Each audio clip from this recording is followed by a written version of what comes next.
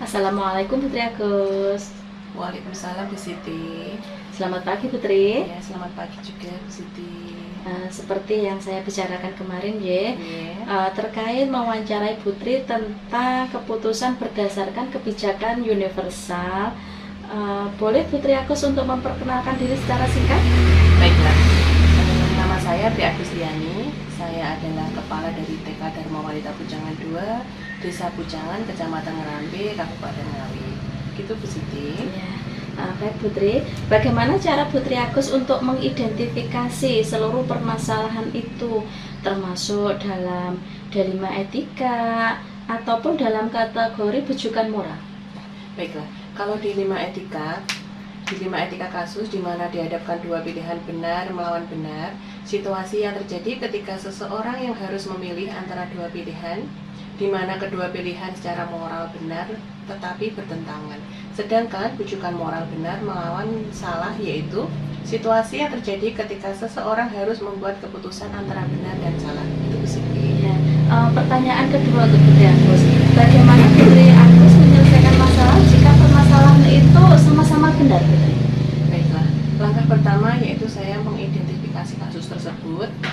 Yang kedua, saya carikan beberapa solusi. Nanti kita akan pilih salah satu solusi yang terbaik dan yang harus kita pilih yang terbaik bagi yang memiliki kasus dan juga yang terbaik bagi lembaga. Itu Bu Siti. Baik, kalau boleh saya rangkum ya Putri. Jadi untuk mengambil keputusan tersebut, Putri melakukan identifikasi kasus. Kedua, mencarikan beberapa solusi. Nanti solusi yang terbaik yang harus kita pilih untuk yang punya kasus atau untuk lembaga. Selama ini langkah-langkah seperti apa, mungkin prosedur apa yang Ibu gunakan untuk menyelesaikan masalah tersebut? Baiklah, jika terjadi suatu kasus, kita menggunakan prosedur yang pertama.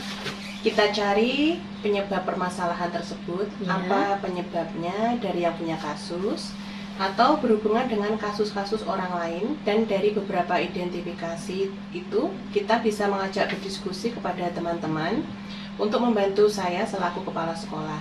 Karena saya sadar sebagai kepala sekolah tidak bisa memutuskan suatu keputusan itu sendiri. Jadi keputusan saya itu belum tentu baik dan untuk lembaga. Maka saya akan mengajak teman-teman untuk membantu mencarikan solusi yang terbaik jika kita mengalami suatu kasus. Begitu Bu Siti.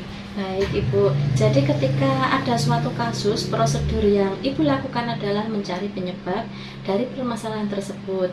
Apakah itu intrinsik dari diri orang yang punya kasus atau berhubungan dengan orang lain?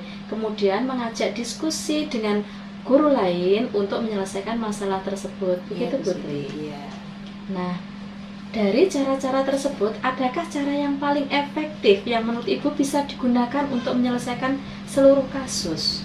Baik, yang paling efektif itu kita berdiskusi, bermusyawarah dari yang punya kasus. Misalnya siswa dengan siswa atau tenaga kependidikan dengan tenaga kependidikan. Makanya kita cari tahu dulu siapa yang punya kasus tersebut.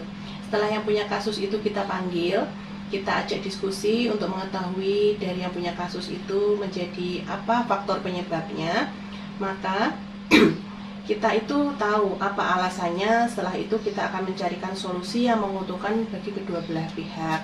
Jadi tidak merugikan kepada yang punya kasus dan juga tidak merugikan untuk lembaga. Jadi sama-sama kita mencari solusi yang terbaik.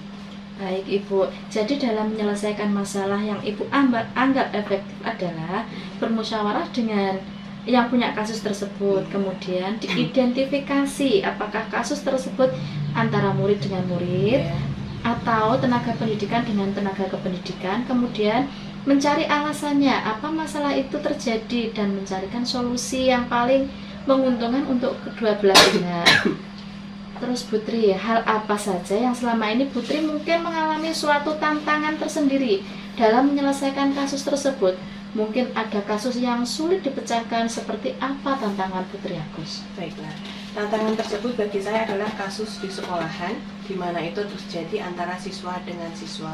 Ya. Tapi yang namanya lembaga kita adalah lembaga TK, kasus tersebut biasanya sampai ke orang tua. Jadi orang tua itu turut campur begitu Bu Siti. Iya. Akhirnya kami berdiskusi dengan rekan guru untuk mencarikan solusi yang terbaik dengan cara berdiskusi dengan orang tua, di mana solusinya menguntungkan bagi kedua belah pihak antara orang tua dan juga lembaga Bu Siti. Baik, dalam menyelesaikan kasus itu, apakah Putri mempunyai jadwal khusus untuk menyelesaikan masalah itu atau pada saat kasus itu terjadi langsung diselesaikan? Untuk jadwal secara khusus kami tidak memiliki jadwal tersebut. Nah, saya ini di sekolah itu kan untuk masalah kasus itu bersifat insidental. Iya. Jadi untuk penyelesaiannya nanti insya Allah juga secara insidental.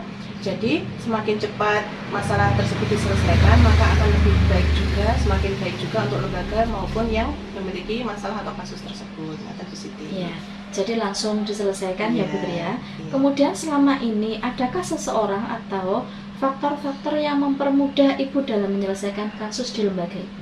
Baiklah, yang membantu kami biasanya itu dalam menyelesaikan masalah atau kasus itu kami berkolaborasi dengan semua pihak, rekan guru, anak atau murid, dan juga orang tua.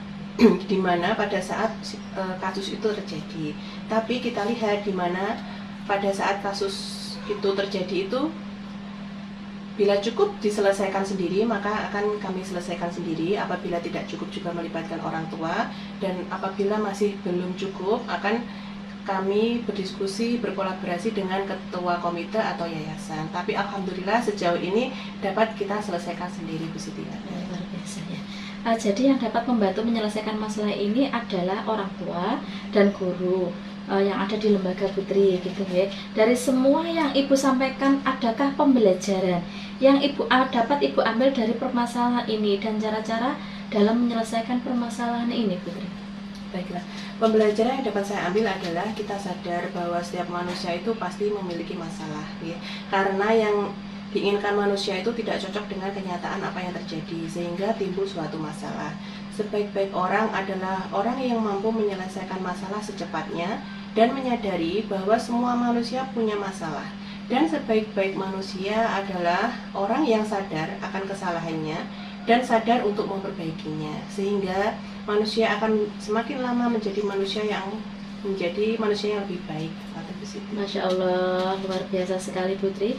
Terima kasih. Jadi pembelajaran yang bisa kita ambil adalah sebaik-baik orang adalah mampu menyelesaikan masalah secara secepatnya dan menyadari bahwa manusia pasti punya masalah, dan sebaik-baik manusia adalah sadar akan kesalahannya dan sadar untuk memperbaikinya, sehingga manusia semakin lama akan menjadi manusia yang lebih baik lagi.